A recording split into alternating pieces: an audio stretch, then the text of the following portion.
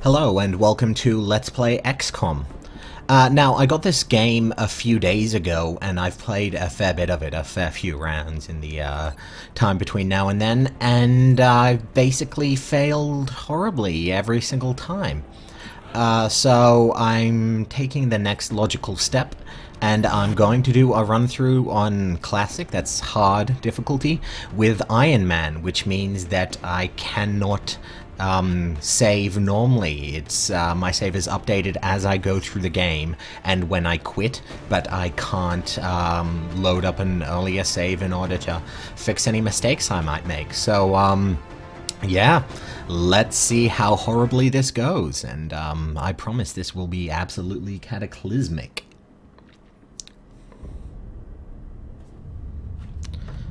Yes. Okay, so first up I get a choice of where to start.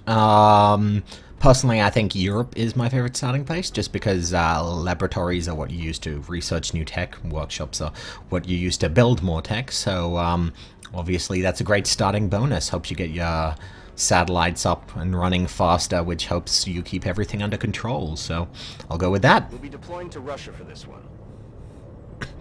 Operation Crimson Dirge. Alien activity. Strike one. This is central. Okay, so this is my squad. Start off with 4 basic units. As they go through the mission and level up, they will get better and, you know, become, they basically rank up and turn into different classes depending on how well they do during the course of the game. So somebody who keeps making long shots, for example, might become a sniper. Someone who likes charging headfirst into combat will have a higher chance of becoming a heavy unit, and so on and so forth. It seems mostly random so far as I've seen, but it's definitely a cool feature anyway. So I'll just move my units up a little, get them a little further forward.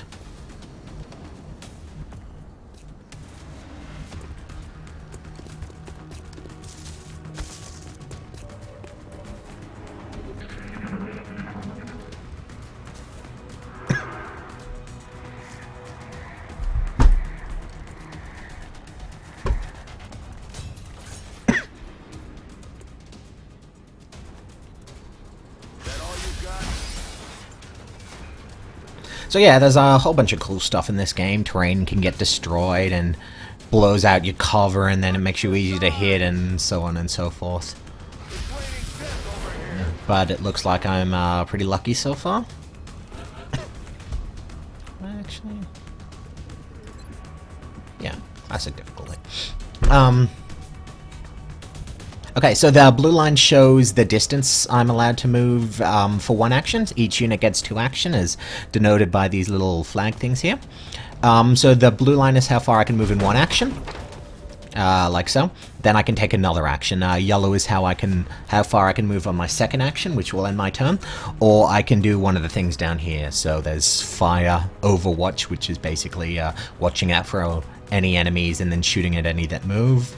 Grenade, and hunker down, which is basically increase my defense. So I'm gonna use a grenade here, blow out the walls, and hopefully do some serious damage to these aliens. This one here is getting mind controlled at the moment. That's what the purple lines are. Basically, well, not mind control, it's some psychic ability, I'm not sure what.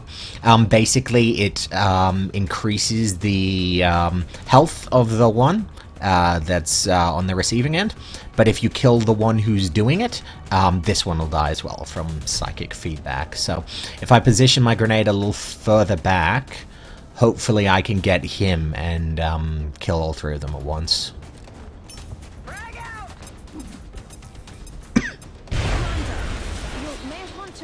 Your men to exercise restraint when using explosives.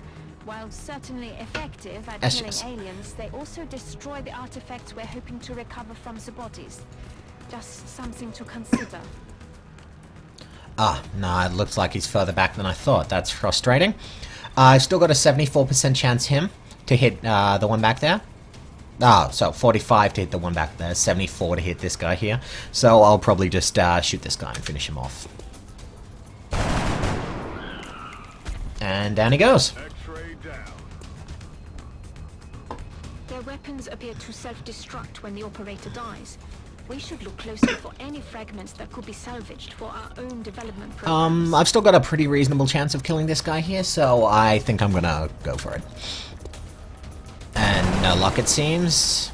Shot failed to connect. And one more unit to go. Move him up to here.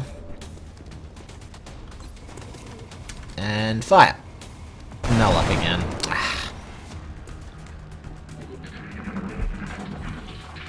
They're trying to pull back.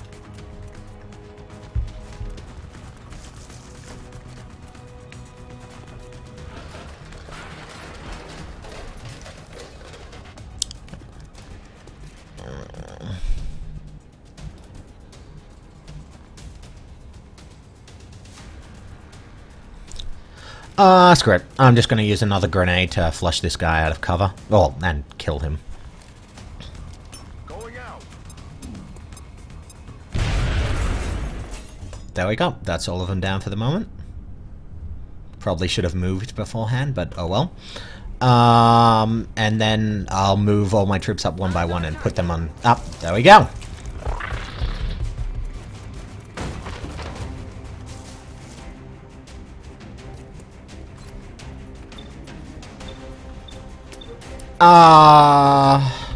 No. I should probably move this unit into cover straight away. Back here looks like a good place.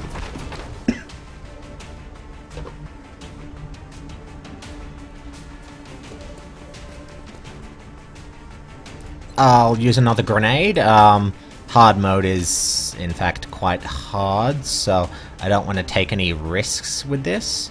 Don't want to let any... Want to get rid of the aliens as soon as possible, even if it's small loss in resources. Can't seem to get it, though. It must be blocked. That's frustrating. There we go. Come on, I had it a second ago. Come on.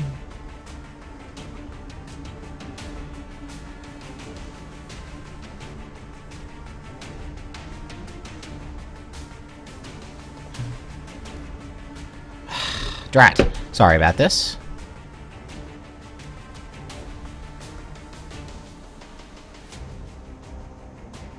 There we go. Finally.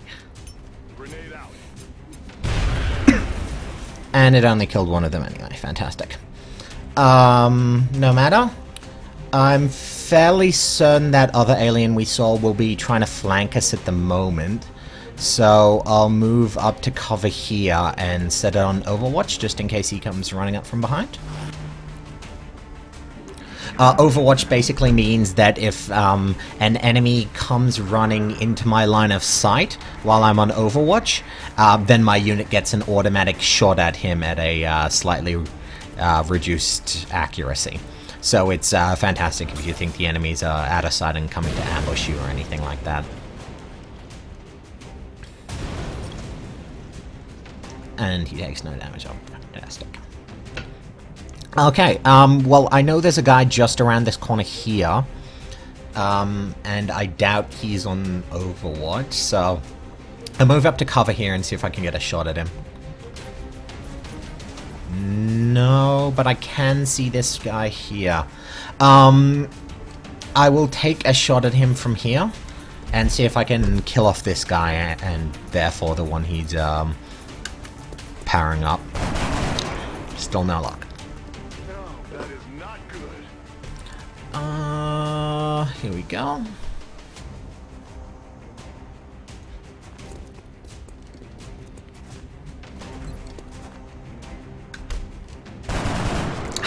Really? Oh, missed the target.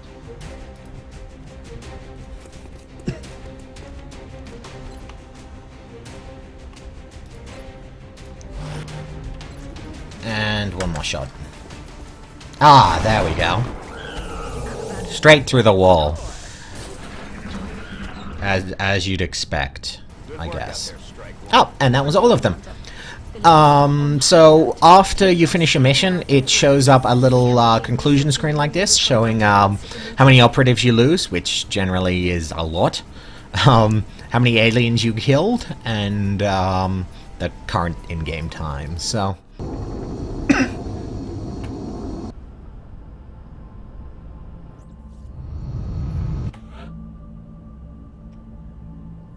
Welcome to XCOM HQ. Impressive work, Commander. okay, so as you can see, 3 of my units have been promoted from that. I've got 1 support, 1 heavy, and 1 sniper. Poor last guy didn't get promoted to an assault, so I'll have to wait a little bit for him. All of them get a new ability when they level up. So, for example, the support gets a smoke grenade I can use for additional cover. The heavy gets fire rocket ability, which is like an even better grenade, obviously. And the sniper gets headshot, as you might expect. Massive amounts of damage from afar, but without sufficient training, they're vulnerable in close combat. At the end of every mission you get rewards depending on what you did. So I get corpses from the aliens I killed, as well as fragments of their weapons, which I can use to build advanced weapons of my own once I get to that stage of technology. So yeah, this is the XCOM base. Basically, I can select a bit of research to do, which I'll do now. 3 different things to research, basically, and it progresses exactly how you expect. Basically, you research something, a few days later that's complete, you get new technology, and it unlocks further research paths. Just, you know, how things normally go. So I'm probably going to start off with weapon fragments, actually. Just for slightly better weapons. Engineering is where you upgrade the base itself and buy and upgrade any items you've unlocked so far. So I will buy 2 medkits because medkits are amazing. And yeah, that'll do me for now. Commander to mission control. Commander to mission control. Okay, this is a list of the soldiers I have at the moment. It basically picks your first 4, unless when soldiers take a certain amount of damage in combat, they can be either killed, obviously, or injured, and if they're injured, at the end of the mission, they have to sit out for several days to recover themselves. And basically you're unable to use them, so it moves on to the other available soldiers. You can click on individuals here and do essentially whatever you want with them. There's a few customization abilities. You can pick out their abilities as they level up. You can change their loadout, different weapons, different armor, items. So I should go back and change that in a second. You can change their race and their voice. So for example, Max Fightmaster. Commander to mission control. And then you can, well, obviously, change their hair. Yeah. Facial hair. Yeah, that looks pretty manly. That looks like a Max Fightmaster. Or you can dismiss them entirely. So I'll give my medic a medkit, and the sniper can have one too, since I don't have a scope yet.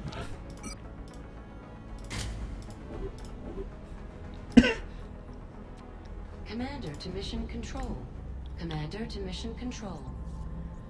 Mission control is obviously where you launch all your missions from, so you can scan for activity whenever you're at the base. It basically progresses time forward at a high speed. You can see it ticking down here minute by minute at the moment, but it also you can also scan and it fast forward basically as you scan the Earth for invading aliens or incoming satellites. This is basically how time progresses in the game. So scan for activity. goes day after day after day, and the you know, whatever you're building or whatever your research is progresses further and further until, yeah, the obvious happens. 6 days, 5 days, 4 days.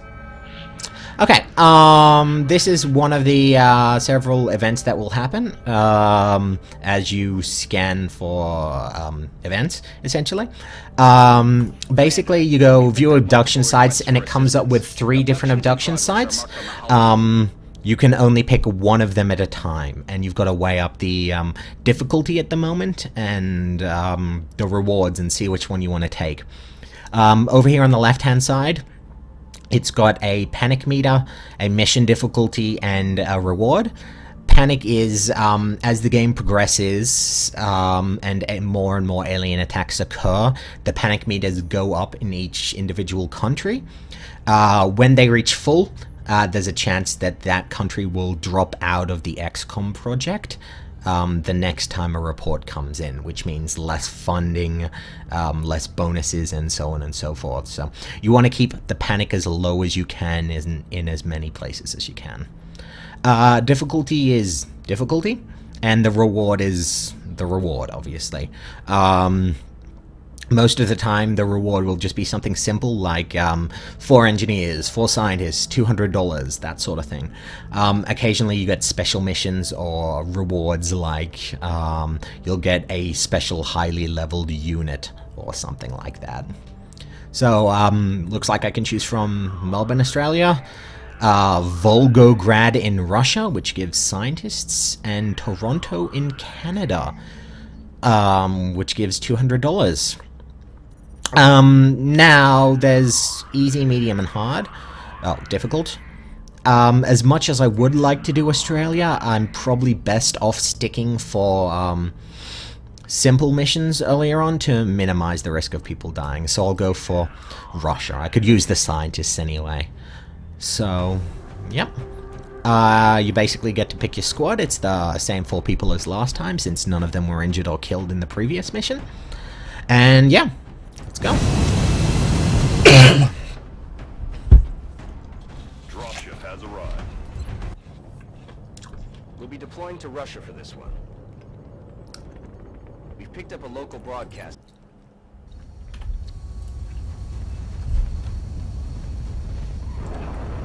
Central, this is Big Sky. Strike team is touching down now. Standing by for your orders. Roger, Big Sky. Reading you 5. Okay, so this time I'll take it a little more cautiously than last time. I was a little reckless charging so far forward. It's best to advance very slowly, just because obviously I have no idea where the enemy are, and therefore don't want to go stumbling face first into them when I've got no actions left. See? Whenever an alien is revealed for the first time on a map, they basically get 1 free movement square, which is unfortunate, but I can still see them from here, so... probably best off moving to cover.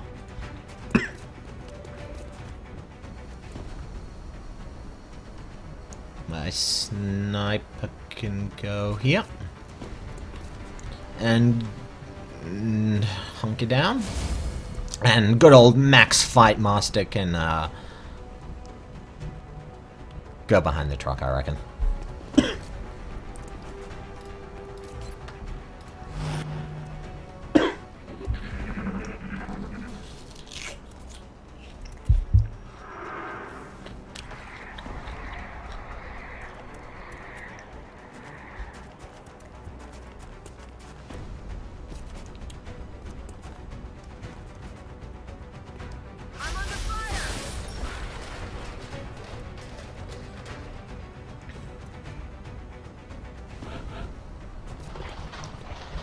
Okay then, I'll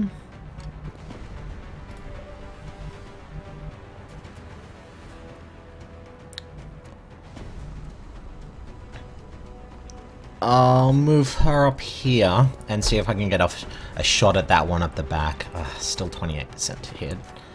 I'll just use a grenade. Simplify things. It's kind of wasteful to use grenades all the time. Oh, that was a lovely throw straight through the wall. kind of wasteful to use grenades all the time, because using a grenade destroys all of the loot you can get from the body, bar the corpse itself, which means no weapon fragments, which means, you know, no weapons, obviously. So it's generally best to be extremely conservative when you're using grenades. Later on in the game, you tend to use a lot less grenades because your weapons get better and you need more weapon fragments in order to research everything, but it's not too bad at the moment. It'll help me get these soldiers through to a later part of the game, so I think it's worthwhile.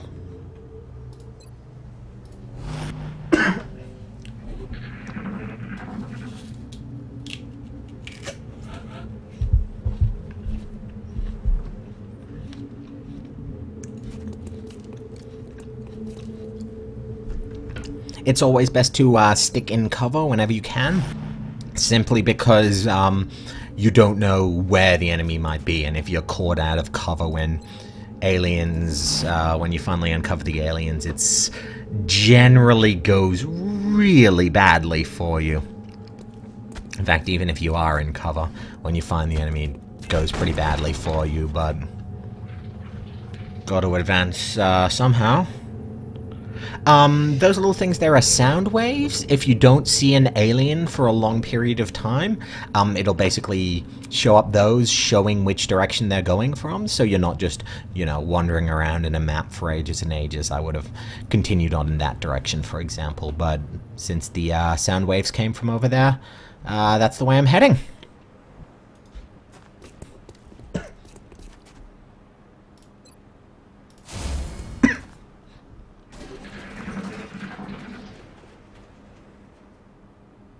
Still over there? Yes.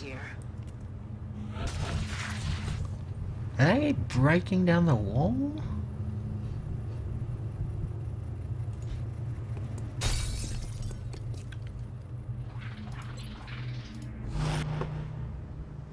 I think I heard something. Come on then, Max.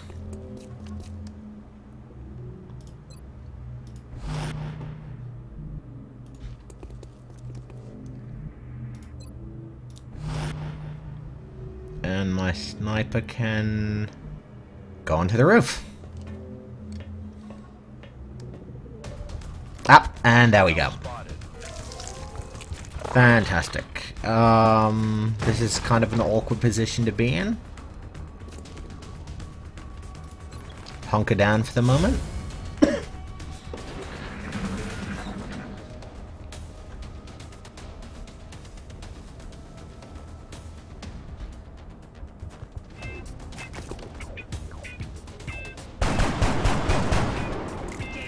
Both reaction shots missed. Unfortunate. Oh, there we go. Max. Oh, hell yes, Max gets him. Quiet. Did you hear something? Okay, so there's at least one more alien over in this direction who's come through the door. Possibly more, since that's where the sound waves were coming from before, but it could have been these guys here. Either way, still should be staying in cover, and overwatching as I go.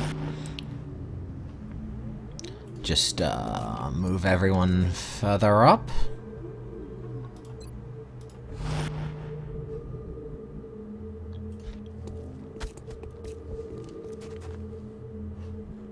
Looks reasonably clear, but you never know.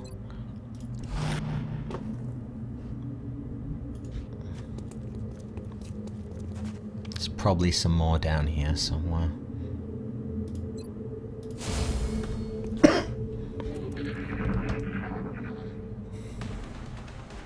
Ah! And there we go. That's just perfect. Climbed onto the roof and is shooting at me. Okay.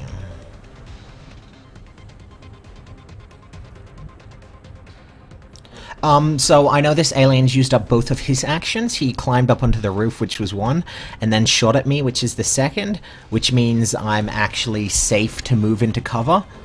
So, I'll move behind here for a little extra defense. And, heal up my wounds, I think. Yeah. Snipers actually can't take any actions after they've moved, unless they've got a special perk for it. Basically, they've got to be stationary in order to shoot accurately. It was also a terrible move on my behalf, but oh well. Max can go help him out.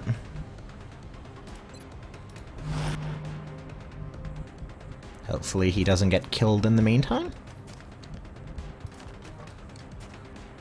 And yeah, it looks like that guy was the only one on the roof. I should be pretty safe to actually run up onto the roof now, so...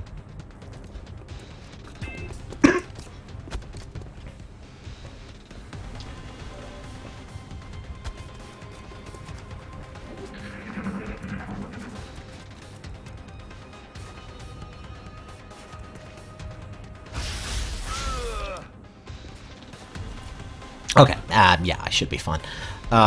Porter, you can...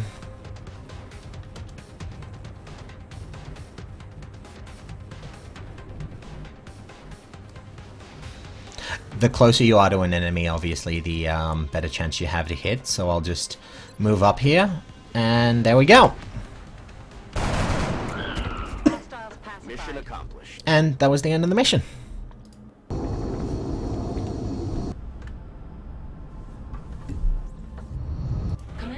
Situation room. Commander to the And, yeah, as I assumed, my final squad member has been promoted to Assault. That's because the game tries to give you an even balance of the different classes as you go through, so you're not lacking in one. For example, if your style is a lot of running up and shooting things in their face, you'd normally end up with, say, a whole bunch of Assault characters, and that doesn't make for a very balanced team, so the game tries to, yeah, balance things out for you, so you're never left with a lack of one. Also, as you saw here, Carlos Diaz was the sniper in that situation, and he got shot in the head by the alien at close range, so now he's wounded, so he's got to spend the next 5 days recovering from that, which is all kinds of annoying, but oh well. Serves as our front line. The first one's into a fight, and the last one's out. Commander to the situation room. Commander to the situation room. We will be in touch, Commander. Okay. Now, as you can see, the current research project has sped up immensely because of those extra 4 scientists. It was 8 days before. I think it was 5 when the abduction started, and now it's cut straight down to 2 with no extra time passed. So that's a definite benefit. This is the base upgrade screen, essentially. There are 4 different layers, and you can build a facility in any of these areas that has been tunneled out. You can also build downwards, but you have to build the access lift, which costs $250 every one you build, but it's only then that you can actually build across like that. Anyway, I'll probably want a laboratory to start with. And a power generator. The base's total power is shown up in the top right-hand corner, and obviously every facility you build consumes power, so yeah. Commander to the situation room. Every member of the council is going to want separate so we should plan our deployments carefully. Situation room is where it shows the current state of the world, essentially. This is every country's panic meter up the top. So Australia was one of the places I left unsaved just before when I picked my abduction mission, just like Canada. And some places just start higher than others. So if any of these reach 5, they're pretty much guaranteed to drop out of the XCOM. And since each of them gives you money when you launch satellites over them, that's something I do not want happening.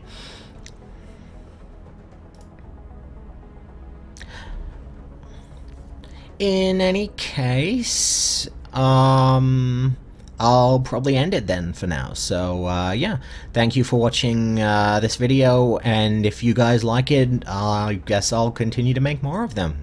You can follow the adventures of Max Fightmaster until he dies, presumably in the next mission. So, yeah, thank you.